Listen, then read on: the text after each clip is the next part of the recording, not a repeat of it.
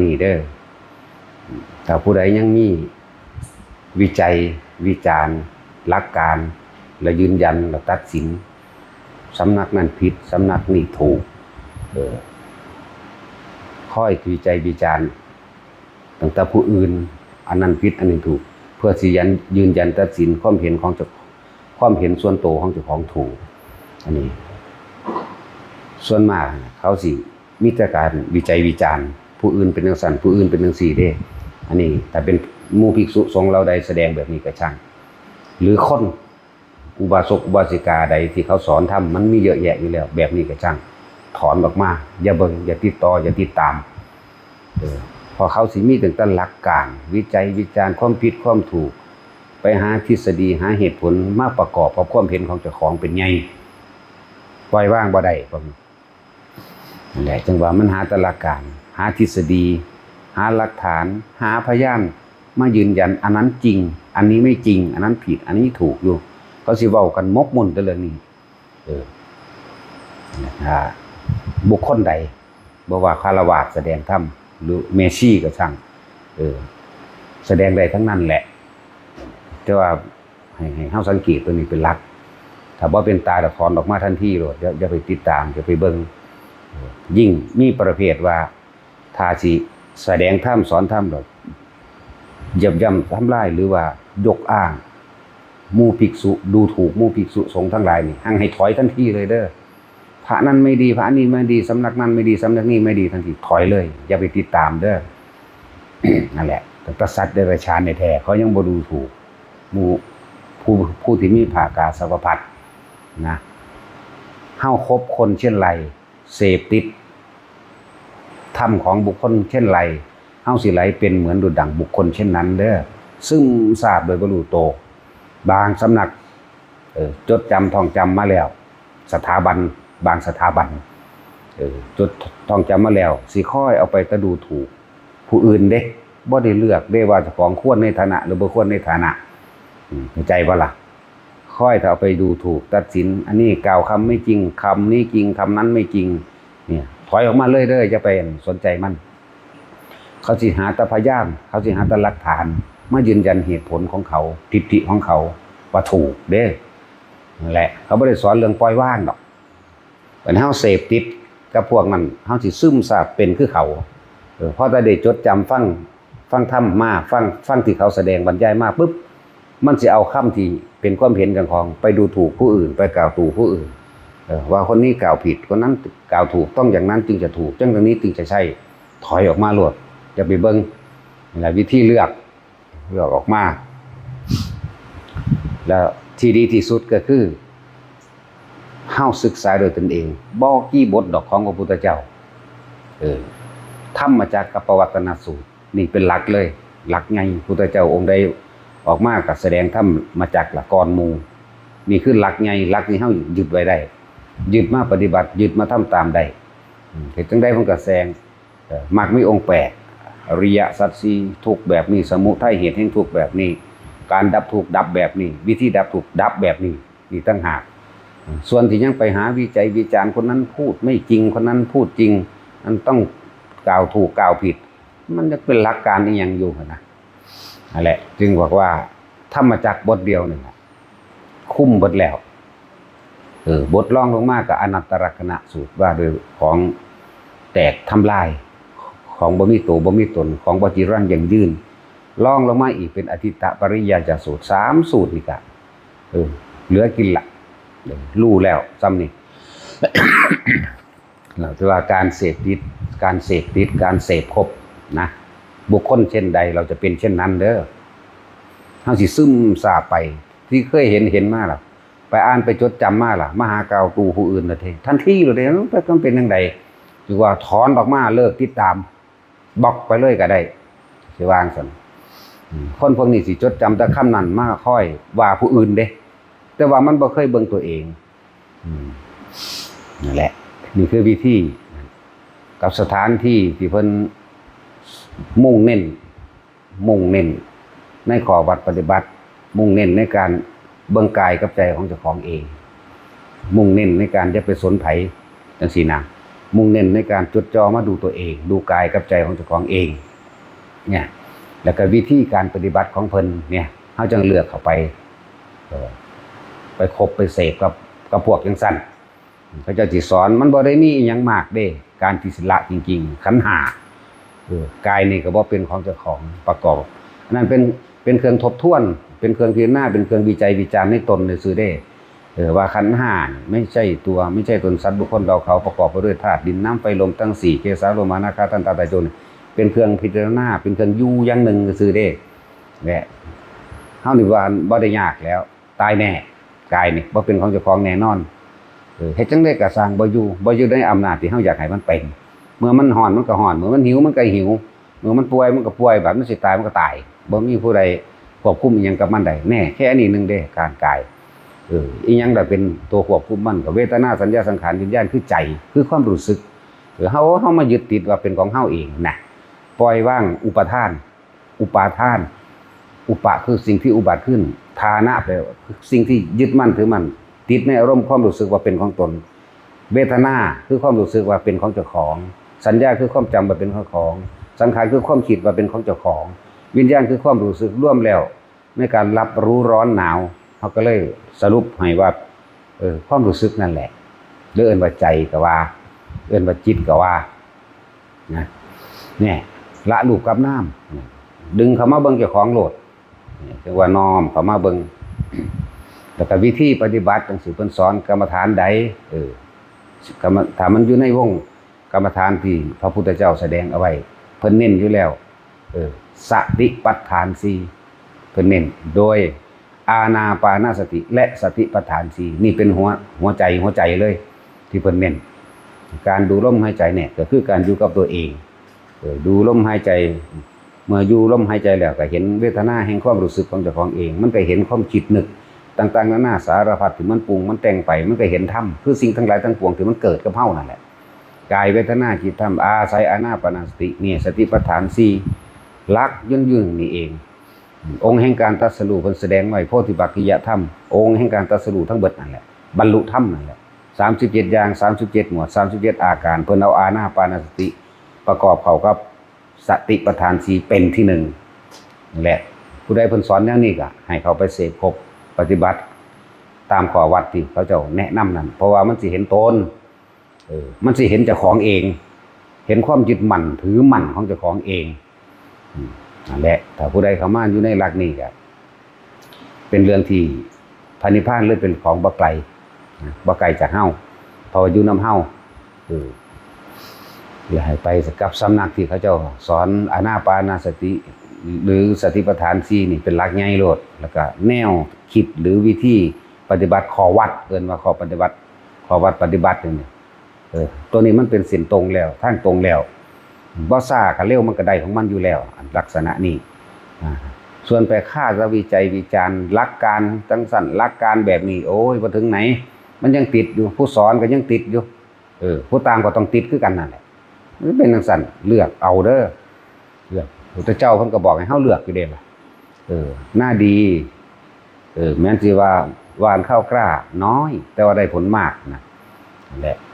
หน้าบ่ดีมันหวานหลายมันก็บ่ได้หรอกเป็นจังซั่นเพิ่นก็ให้เฮาเลือกอยู่เฮาก็บอกให้ทุกคนหาวิธีเลือกอุบาสกอุบาสิกาพวกแม่ชีพวกมื้อนี้เขาเจ้าแสดงธรรมแสดงได้เป็นเรื่องดีแต่ว่าที่บ่ดีมันสิมีว่าค่อยดูถูกผู้อื่นวิจัยวิจารณ์ออกนอกหลักแห่งการที่สิบรรลุธรรมแหมจังสิถอนเลยอย่าไปติดตามจะไปเสพพบเฮาสิเป็นคือเขาพอถ้าจำมาได้ปั๊บสิไปหาว่าผู้อื่นผิดโลดแต่ของถูกอยู่ผู้เดียวนี่ถอยออกมาอย่าไปติดตามเด้อตั้งแต่ซ้ำนั้นก็ยังละบ่ได้อยู่อะไรทั้งว่าบอกไว้ถ้าอยากได้ความรู้อ่านเอาอยู่ในพระไตรปิฎกอยู่ในตู้พระไตรปิฎกมีบัดทุกอย่างแล้วถ้าอยากได้ความจริงหันมาเบิ่งกายกับใจเจ้าของเองเนี่ยหันมาเบิ่งกับสิ่งที่มันเกิดกับเฮาเองเฮาเป็นทุกข์เพราะว่าความพอใจกับสิ่งใดนั่นแหละเฮาเป็นทุกข์เพราะว่าความสุขนั่นแหละเฮาปรารถนาความสุขปรารถนาความยินดีความพอใจให้มันได้ดังใจจังซี่นั่นแหละเหตุแห่งทุกข์ทั้งปวงหมุนเข้าไปใส่เบิ่งที่บัดนี้เอาไปเทียบทุกข์เกิดขึ้นเพราะว่าเฮาเข้าไปยึด ยึดในความบ่เที่ยงแท้แน่นอนยึดในความบ่จีรังยั่งยืนของกายเจ้าของแน่เนี่ยเอาในของเฮาเองนี่แหละในความรู้สึกเจ้าของแน่สัญญาเวทนาสังขารวิญญาณเจ้าของแน่โอ้มันถูกเพราะว่าเฮามายึดนี่มันเลยเป็นอัตตาตัวตนเป็นความรู้สึกที่บ่พอใจมันถูกเพราะว่าความพอใจนั่นมันถูกเพราะว่าตัวเดียวนี่แหละมันเลยแสวงหาเมื่อมันแสวงหาแล้วในขณะที่แสวงหานั่นมันก็ต้องมีอารมณ์กระทบกระทั่งกระเทือนกันเป็นธรรมดาแต่ว่าถ้าเฮารู้ต่อท่านว่าทุกสิ่งทั้งหลายทั้งปวงบ่มีแนวใดกี่ลังอย่างยืนเลยสุดท้ายแล้วผู้ใดก็ต้องตายทั้งเบิดอยู่แล้วกูสิมายึดเอาหยังนี่แหมปล่อยรูปกายปล่อยร่างกายมันบ่ได้ยากเลยคือว่าสักกายทิฏฐิตายเบิดนั่นแหละเฮาก็ตายก็ตายเดี๋ยวนี้โลดบ่ต้องไปตายมื้ออื่นดอกกูตายอยู่ตลอดการทุกเมื่อโลดนั่นแหละอยู่ในปัจจุบันโลดเรื่องอารมณ์ความรู้สึกนั่นมันเข้ามาในตัวใจละบาดนี้อารมณ์ความรู้สึกในความพอใจตัวเดียวนี่แหละที่พวกเฮาเวียนว่ายตายเกิดอยู่นั่นมีความหลักมีความอะไรมีความโหยหามีความแสวงหากับตัวเดียวนี่แหละตัวความพอใจความยินดีพอใจในรูปในรสในกลิ่นในเสียงสัมผัสอารมณ์แน่ก็เว้าเรื่องขันธ์5คือเก่าได้นี่บ่ได้เว้าไปอื่นอีกนี่พอใจในรูปร่างลักษณะท่าทางของบุคคลอันเป็นที่รักถ้ามีของบุคคลอันเป็นที่รักกับบุคคลอันเป็นที่เกลียดก็แฝงอยู่ในตัวเดียวกันนั่นแหละเพียงแต่ความเห็นของเฮาต่างหากกับมันมากกระทบตอนนั้นถูกใจดีใจพอใจตอนต่อไปบ่ถูกใจบ่พอใจเสียใจคนเดียวกันนั่นแหละบ่ต้องไปเบิ่งไกลเบิ่งผัวกับเมียเนาะตั้งแต่ว่าท่านใดกันเนี่ยเป็นทุกข์เด้เป็นทุกข์เพราะว่าอยากได้น้ำกีบน้ำคุยน้ำเว้าเอาอกเอาใจกันบางอย่างมันผิดใจก็อดเอาย่านบ่ได้เขาแม่นบ่เป็นจังซั่นอีหลีเด้นั่นแล้วเป็นอิหยังล่ะเป็นสาเหตุก็ความพอใจตัวเดียวนั่นพอใจอยากให้เขามักนะแม่นบ่ล่ะพอใจอยากได้เขาพอใจในรูปร่างลักษณะท่าทางของเขายิ้มก็งามอิหยังก็งามเบิดแต่ว่าคำบอกที่มันด่านี่กูมองไปซะก่อนจักว่าล่ะเป็นจังซั่นปัจจุนำกันแล้วเป็นอันใดล่ะนั่นแหละอารมณ์กระทบกระทั่งกันเกิดความบ่พอใจมันเที่ยงแท้แน่นอนบ่ล่ะบ่มีอิหยังเที่ยงแท้แน่นอนจักอันจักอย่างขนาดผัวกับเมียว่าฮักกันเนาะจังซั่นแล้วและสิ่งที่สุดท้ายเฮาสิตายจากกันทั้งที่ยังรักอยู่หรือเฮาสิตายจากกันทั้งที่เกลียดกันหรือเฮาสิตายจากกันด้วยการเห็นความจริงอริยสัจสี่และอนิจจังทุกขังอนัตตาตายยังมีสติได้พวกนี้จักว่าล่ะตายที่ยังรักอยู่บ่ฮู้ซะด้วยซ้ำว่าเจ้าของสิเวียนว่ายตายเกิดกับความทุกข์ที่ปรารถนาที่แสวงหาตายที่ยังรักอยู่เด้จักว่าล่ะวัฏฏะสงสารนี่จักสิยาวนานกันใดไม่รู้วัฏฏะก็คือความคิดทั้งหลายที่มันปรารถนามันเวียนไปวนมาหาสิ่งที่พอใจนั่นแหละวัฏฏะสงสารยาวนานหาประมาณบ่ได้เที่ยวเวียนว่ายตายเกิดนั่นตายที่ยังรักอยู่เด้นี่ถ้าตายที่ยังเกลียดก็คือกันสร้างมันกูบ่อยากอยู่ใกล้มึงกูบ่อยากไปใกล้นั่นสาบแช่งอยู่เลยตั้งแต่อยู่น้ำกันจักบ่ล่ะอุ้ยอดสว่ามันตายเนี่ยก็ว่าเด้เนาะมันจักอยู่ภาพมโนนึกเจ้าของเจ้าของเองมันปรุงมันแต่งกันดีใจสมน้ำหน้าคิดขึ้นมาจังได๋สะใจว่าซั่นที่ไหนได้มันก็อยู่น้ำกันเด้อแต่ความก็ตกนรกน้ำกันนั่นแหละนรกดิบๆคือความโกรธจักบ่ล่ะเป็นจังซั่นบัดนี้เฮาเมื่อฟังธรรมของพระพุทธเจ้ารู้อริยสัจสี่แล้วรู้อนิจจังทุกขังอนัตตาแล้วหันเข้ามาเบิ่งความจริงของโลกความจริงของโลกโดยโลกิยสัจจะทั้งหลายแหละทุกสิ่งทุกอย่างต้องตายจากกันแน่นอนพลาดจากกันแน่นอนเป็นความจริงเช่นนั้นแล้วก็โลกุตระสัจจะก็คือว่าถ้าเฮาถอนเห็นรู้ท่านตามความเป็นจริงว่าสิ่งทั้งหลายทั้งปวงเกิดขึ้นมีความแปรเปลี่ยนไปเป็นธรรมดาแตกดับเสื่อมสลายทำลายเป็นธรรมดาเนี่ยมันก็ถอนความยึดมั่นถือมั่นออกอยู่ดูน้ำกันก็อยู่เหมือนตายก็เหมือนตายเข้าใจว่าล่ะอยู่ก็อยู่แบบธรรมดาเพราะว่ามันได้เกี่ยวข้องกันมาแล้วแต่ว่าไม่ผูกพันต่อไปเข้าใจว่าเกี่ยวข้องแต่ไม่ผูกพันในขณะที่ยังมีชีวิตอยู่มันเคยเกี่ยวข้องเป็นกันมาแล้วเป็นผัวเป็นเมียลูกป้าอายังกันมาแล้วแต่ว่าเราไม่ผูกพันไม่อะไรเข้าใจบ่ไปปรุงไปแต่งอนาคตให้จนเกิดอารมณ์ความรู้สึกพอใจเลยบ่พอใจมีแต่รู้ท่านคือมีชีวิตอยู่เพียงแค่ตายนึงเป็นจังซั่น แล้วจังว่าให้เข้าใจคำว่าเกี่ยวข้องแต่ไม่ผูกพันเพราะรู้เท่าทันเด้อความคิดที่มันอยากได้ดังใจและรู้เท่าทันสิ่งทั้งหลายทั้งปวงเป็นอนิจจังความบ่เที่ยงแท้แน่นอนสารพัดสุดท้ายเป็นอนัตตาทุกคนต้องจากลาเฮาสิจากกันเป็นเฮาสิจากกันตายเฮาสิจากกันเป็นทั้งที่ยังรักอยู่หรือจากกันตายทั้งที่ยังรักอยู่ฟังดีๆโลดนั่นแหละล้วนแล้วจะเป็นเหตุแห่งทุกข์ทั้งหมดจากเป็นหรือจากตายทั้งที่ยังรักอยู่ทุกข์หมดเนาะจะจากเป็นหรือจากตายก็ช่างบัดนี้แต่เห็นความจริงโดยความเป็นอนิจจังทุกขังอนัตตาเข้าไปเห็นความแจ้งจริงในความรู้สึกของเจ้าของตราบใดที่เรามีความรู้สึกอันนั้นอันนี้และความพอใจอยู่นี่เหตุแห่งทุกข์อยู่นี่เห็นความบ่เที่ยงแท้แน่นอนยอมรับว่าสิ่งทั้งหลายทั้งปวงเกิดมาเท่าใดก็สร้างพัดภาคเท่านั้นตายเท่านั้นยอมรับมันแล้วก็เอาความรู้สึกเจ้าของนี่แหละเป็นเครื่องวัดเจ้าของเองเด้อมันสิบ่มีความอาลัยเห็นก็เห็นธรรมดาเฮ็ดนำกันก็เฮ็ดธรรมดาเฮ็ดบ่คือตะกี้เอาเจ้าของเทียบเอาตัวตะกี้เฮ็ดน้ำลูกน้ำเต้าหรือว่าเฮ็ดน้ำผัวน้ำเมียโอ้ยย่านแต่บ่ถูกอกถูกใจเขาแม่นบ่บัดนี้เฮ็ดน้ำธรรมดาสู่อาหารมากินให้สิหาไว้จังซั่นหาไว้ส่ำนั้นแหละกินบ่กินก็ช่างนี่คือเฮาหาแล้วเป็นหน้าที่อย่างหนึ่งแค่นั้นเองบ่ได้แบบโอ้ยเป็นจังได๋แซ่บบ่นัวบ่เอาหยังบ่เติมหยังบ่ลูกเต้าเราหลานก็สร้างเฮาก็บ่ได้ปล่อยปละละเลยเฮาก็บอกสอนอยู่สอนปล่อยสอนอยู่บ่แต่ว่าบ่ได้เอาจิตตามบ่ได้ไปสร้างอนาคตไว้เขาเด้มึงต้องได้นั่นมึงต้องเป็นนี่แบบนี้แบบนี้แบบนี้นั่นน่ะเนี่ยส่วนมากเป็นสั้นความรักความผูกพันความรักความอะไรนั่นแหละเฮ็ดให้สัตว์ทั้งหลายเวียนว่ายตายเกิดมากที่สุดสร้างอารมณ์คือภพ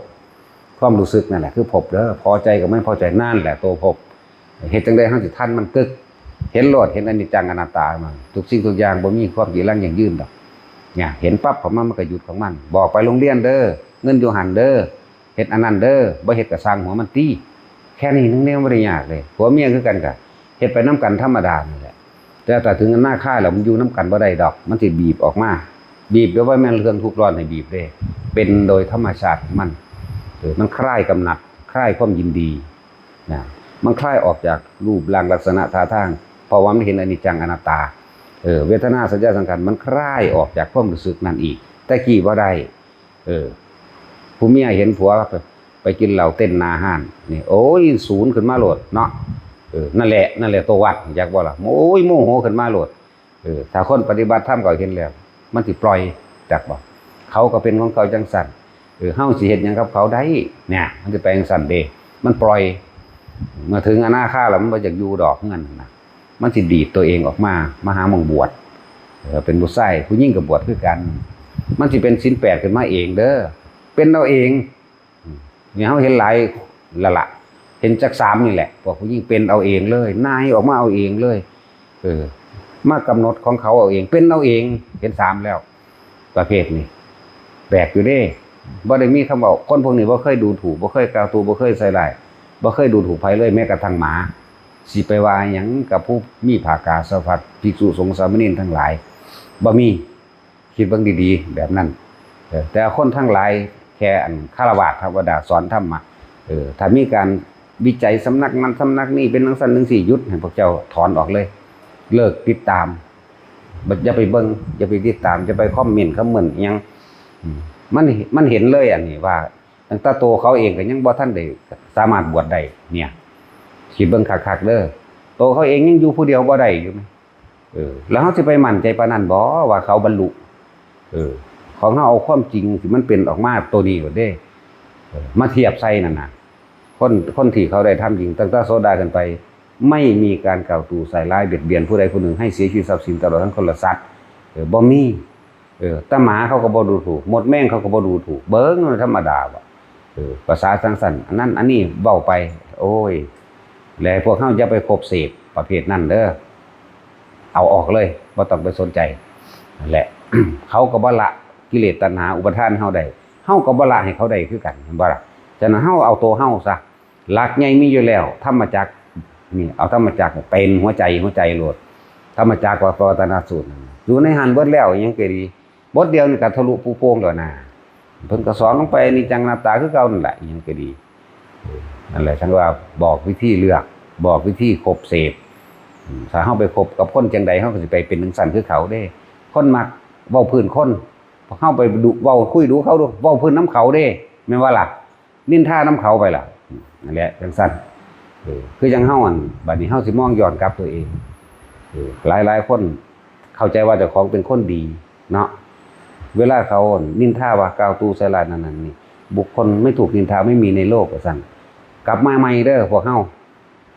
กูนี่เกิดมานี่ไม่เคยที่จะไม่เคยนินทาใครเนี่ยไม่มีสักครั้งวันที่โลดเด้อรู้จักบ่ล่ะคนเกิดมาทุกคนที่บ่เคยนินทาผู้อื่นเนี่ยบ่มีในโลกโลดโดยเฉพาะกูแม่นบ่หรือผู้ใดสิตัวอยู่นี่เบิดอยู่นี่พวกเจ้าเคยเว้าพื้นคนบ่1,000,000%เลย1,000,000%คูณอีก200,000,000%เนาะนั่นแล้วแม่นว่าละบาดนี่อย่าว่าแต่อย่าอ้างว่าแต่ของเป็นคนดีโอ้ยทำใจมันเป็นสิเหลือเรื่องของโลกคนบ่ถูกนินทาบ่มีในโลกดอกน่าสิว่านึงกูนี่แหละตัวรายกาดตัวนินทามัวคือโลดเด้อบาดนี่นั่นแหละให้มันย้อนกลับขึ้นมาหาเจ้าของแน่อย่าอ้างว่าแต่ของเป็นคนดีหลายเว้าจังซั่นคือของดีนี่เด้เนาะแม่นว่าล่ะนั่นแหละยอมรับว่านี่เลิก